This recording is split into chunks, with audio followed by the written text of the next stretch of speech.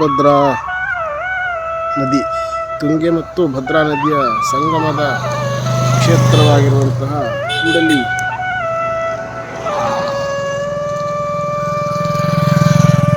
ಗ್ರಾಮದಲ್ಲಿರುವಂತಹ ಒಂದು ಗದ್ದೆಯನ್ನು, ಹೊಲವನ್ನು ನಾವೆಲ್ಲ ಕೂಡ ನೋಡ್ತಾ ಇದ್ದೇವೆ. ನೋಡಿ ಯಾವ ರೀತಿ ತೆನೆ ಇಲ್ಲಿ ಈ ಬಿರು ಬೇಸಿಗೆಯಲ್ಲೂ ಸಹಿತ ಹಚ್ಚ ಹಸಿರಾಗಿರ್ತಕ್ಕಂಥ ವಾತಾವರಣ, ಭತ್ತ ಎಲ್ಲ ತೆನೆ ಕೂಡ ಬಂದಿರುವಂಥದ್ದನ್ನು ಇಲ್ಲಿ ದೃಶ್ಯಗಳಲ್ಲಿ ನಾವು ನೋಡ್ತಾ ಇದ್ದೇವೆ. ಇದಕ್ಕೆ ಕಾರಣ ತಾಯಿ ತುಂಗೆ. ನಮಸ್ಕಾರ ವೀಕ್ಷಕರೇ, ನಾವು ಇವತ್ತೊಂದು ಅತ್ಯಂತ ಉಲ್ಲಾಸದಾಯಕವಾಗಿರುವಂತಹ, ಸಮೃದ್ಧವಾಗಿರುವಂತಹ ಒಂದು ಸ್ಥಳದಲ್ಲಿದ್ದೇವೆ.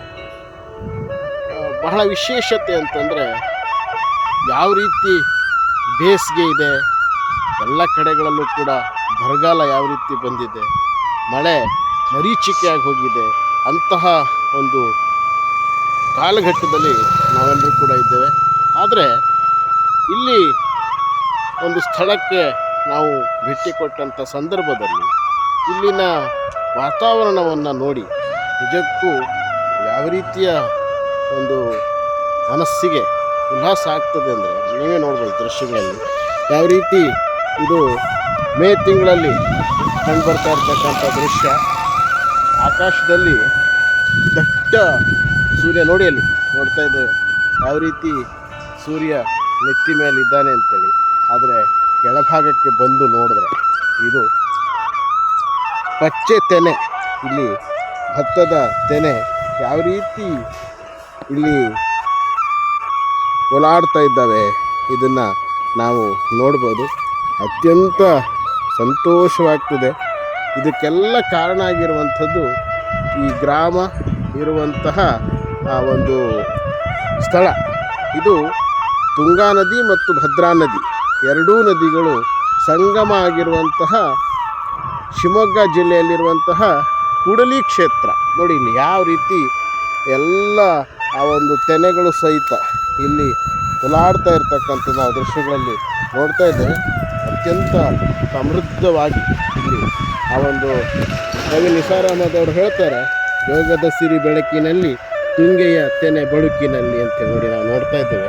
ಯಾವ ರೀತಿ ಆ ಎಲ್ಲ ತೆನೆಗಳು, ಇದು ಹಿಂಗಾರು ಬೆಳೆ, ಸಮೃದ್ಧವಾಗಿ ಭತ್ತದ ತೆನೆಯನ್ನು ನಾವು ಈ ದೃಶ್ಯಗಳಲ್ಲಿ ನೋಡ್ತಾ ಇದ್ದೇವೆ.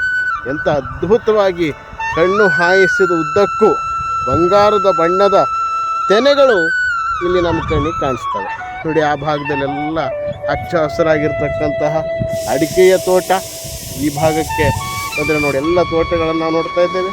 ಜೊತೆಗೆ ಇಲ್ಲಿ ಇರುವಂತಹ ಈ ಭತ್ತದ ಗದ್ದೆ. ಈ ಭಾಗದ ಜನ ಅದೆಷ್ಟು ಅದೃಷ್ಟಶಾಲಿಗಳು ಅಂತಂದರೆ ನೋಡಿ, ಈ ಭಾಗದಲ್ಲಿ ನಾವು ನೋಡ್ತಾ ಇದ್ದೇವೆ ಇದೆಲ್ಲವೂ ಕೂಡ ಈ ಹಸಿರಿಗೆ ಕಾರಣ ಆಗಿರುವಂಥದ್ದು ಭದ್ರಾ ನದಿ. ಭದ್ರಾ ನದಿ ಒಂದು ಭಾಗದಿಂದ ಹರಿದು ಬಂದು ಇಲ್ಲಿ ಕೂಡಲಿಯಲ್ಲಿ ಇರ್ತಾಳೆ. ಇನ್ನೊಂದು ಈ ಭಾಗದಲ್ಲಿ ನಾವು ನೋಡೋದಾದರೆ ಇದೆಲ್ಲ ಹಚ್ಚ ಹಸಿರಿಗೆ ಕಾರಣ ಆಗಿರುವಂಥದ್ದು ತುಂಗಾ ನದಿ. ಆ ತುಂಗಾ ನದಿಯ ನೀರು ಆ ಭಾಗದಿಂದ ಹರಿದು ಬರ್ತದೆ, ಈ ಭಾಗದಿಂದ ಭದ್ರಾ ನದಿಯ ನೀರು. ಎರಡೂ ನದಿಗಳು ಕೂಡಲಿ ಕ್ಷೇತ್ರದಲ್ಲಿ ಸಂಗಮವಾಗಿ ಅದ್ಭುತವಾಗಿರ್ತಕ್ಕಂತಹ ಒಂದು ದಿವ್ಯ ಕ್ಷೇತ್ರವನ್ನು ಇಲ್ಲಿ ಸೃಷ್ಟಿ ಮಾಡಿದ್ದಾರೆ. ನೋಡಿ ಎಷ್ಟು ಅದ್ಭುತವಾಗಿರ್ತಕ್ಕಂಥ ದೃಶ್ಯ. ಗಾಳಿ ಬೀಸ್ತಾ ಇದೆ. ಈ ಕೆಳಭಾಗದಲ್ಲಿ ಆ ತೆನೆಗಳು, ಈಗಾಗಲೇ ನಿಸಾರ್ ಅಹಮದ್ ಅವರು ನಿತ್ಯೋತ್ಸವ ತಾಯಿ ನಿತ್ಯೋತ್ಸವ ಅಂಥೇಳಿ ಕನ್ನಡ ತಾಯಿ ಭುವನೇಶ್ವರಿಯನ್ನು ವರ್ಣನೆ ಮಾಡ್ತಾರೆ. ಅವ್ರು ಹೇಳ್ತಾರೆ, ಜೋಗದ ಸಿರಿ ಬೆಳಕಿನಲ್ಲಿ ತುಂಗೆಯ ತೆನೆ ಬಳುಕಿನಲ್ಲಿ ಅಂತ ಹೇಳಿ ಅದೇ ಪ್ರಕಾರವಾಗಿ ಬಳುಕಾಡ್ತಾ ಇದೆ ಇಲ್ಲೆಲ್ಲ ತೆನೆ ಕೂಡ.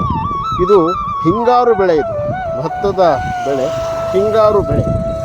ನಮ್ಮ ನದಿಗಳು ನಮಗೆ ಎಷ್ಟೊಂದು ಉಪಕಾರವನ್ನು ಮಾಡ್ತವೆ ಅನ್ನೋದಕ್ಕೆ ಇದು ನಮಗೆ ಸ್ಪಷ್ಟವಾಗಿರ್ತಕ್ಕಂಥ ಉದಾಹರಣೆ. ಯಾಕೆ ಅಂತಂದರೆ ನಾವು ಈಗಾಗಲೇ ನೋಡಿದ್ದೇವೆ, ನಾವು ಬೇರೆ ಬೇರೆ ಭಾಗಗಳಲ್ಲಿ ಒಂದೊಂದು ಹನಿ ನೀರಿಗೆ ಬರೀ ಬೇರೆ ಉಪಯೋಗಕ್ಕಲ್ಲ, ಕುಡಿಯೋದಕ್ಕೂ ಸಹಿತ ನೀರು ಇಲ್ಲದಂತಹ ಪರಿಸ್ಥಿತಿಯಲ್ಲಿದ್ದಾಗ ಈ ಒಂದು ದೃಶ್ಯವನ್ನು ನಮಗೆ ನೋಡಿದಾಗ ಇದು ಕೂಡಲಿ ಕ್ಷೇತ್ರದ ವಿಶೇಷತೆ ಅಂತಂದರೆ ಎರಡೂ ನದಿಗಳು ಅತ್ಯಂತ ಪವಿತ್ರವಾಗಿರ್ತಕ್ಕಂತಹ ಗಂಗಾ ನದಿ ಮತ್ತು ಭದ್ರಾ ನದಿ. ಗಂಗಾ ಸ್ನಾನ ತುಂಗಾ ಪಾನ ಅಂತ ಹೇಳ್ತಾರೆ. ಆ ತುಂಗೆಯ ನೀರನ್ನು ಕುಡಿಯೋದು ಅಂತಂದರೆ ಅದು ನಿಜಕ್ಕೂ ಅತ್ಯಂತ ಉಲ್ಲಾಸದಾಯಕವಾಗಿರ್ತಕ್ಕಂಥ ಅತ್ಯಂತ ರುಚಿಯಾಗಿರ್ತಕ್ಕಂಥ ನೀರು ಅಂತೇಳಿ ನೋಡಿ ನಾವು ನೋಡ್ತಾ ಇದ್ದೇವೆ. ಆ ನೀರು ತುಂಗೆಯ ನೀರು ಈ ಹಚ್ಚ ಹಸುರಿಗೆ ಬಂಗಾರ ವರ್ಣದ ಈ ತೆನೆಗಳಿಗೆ ಕಾರಣ ಆಗಿರುವಂಥವಳು ತಾಯಿ ತುಂಗಾ. ನಾವು ಅದೆಷ್ಟು ಆ ನದಿಗಳಿಗೆ ಉಪಕೃತರಾಗಿದ್ದರೂ ಸಹಿತ ಸಾಲೋದಿಲ್ಲ. ನೋಡಿ ಇಂಥ ದಟ್ಟ ಬೇಸಿಗೆಯಲ್ಲಿ ಬೇರೆ ಭಾಗಗಳಲ್ಲಿ ದಟ್ಟವಾಗಿರ್ತಕ್ಕಂತಹ ಬರಗಾಲ ಬಂದಿರತಕ್ಕಂಥ ಸಂದರ್ಭದಲ್ಲಿ ಎಷ್ಟು ಅದ್ಭುತವಾಗಿ ಸೊಗಸಾಗಿ ಇಲ್ಲಿ ಆ ಒಂದು ತೆನೆಗಳು ಇಲ್ಲಿ ಬಳಕಾಡ್ತಾ ಇದ್ದಾವೆ.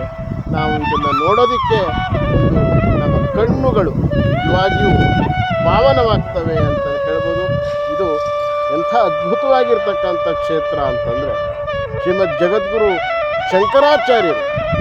ನಾವು ಇವತ್ತು ಶಂಕರ ಜಯಂತಿಯ ಆಚರಣೆಯ ಸಂದರ್ಭದಲ್ಲಿದ್ದೇವೆ. ನಿಜವಾಗಿಯೂ ಒಂದು ಹೆಮ್ಮೆಯ ವಿಚಾರ. ಈ ಸಂದರ್ಭದಲ್ಲಿ ನಾವು ಕೂಡಲಿ ಕ್ಷೇತ್ರವನ್ನು ಸಂದರ್ಶನ ಮಾಡುವಂತಹ ಒಂದು ಸೌಭಾಗ್ಯ ಒದಗಿ ಬಂದಿರುವಂಥದ್ದು ಕೂಡ ಅತ್ಯಂತ ಸೌಭಾಗ್ಯ ಅಂಥೇಳಿ ನಾನು ಪರಿಭಾವಿಸ್ತೇನೆ. ಆ ಕ್ಷೇತ್ರಕ್ಕೆ ಬಂದಂಥ ಸಂದರ್ಭದಲ್ಲಿ ಸೊಗಸಾದಂತಹ ದೃಶ್ಯವನ್ನು, ಸಮೃದ್ಧವಾಗಿರ್ತಕ್ಕಂಥ ದೃಶ್ಯವನ್ನು ಇದು ನಮಗೆ ಏನನ್ನು ತಿಳಿಸಿಕೊಡ್ತದೆ ಅಂತಂದರೆ ನದಿಗಳು ನಮ್ಮ ನೀರಿನ ದಾಹವನ್ನು, ಕುಡಿಯುವ ನೀರಿನ ದಾಹವನ್ನು ಕೂಡ ಈಡೇರಿಸುವ ಹಾಗೆ ನಮ್ಮ ಹೊಟ್ಟೆ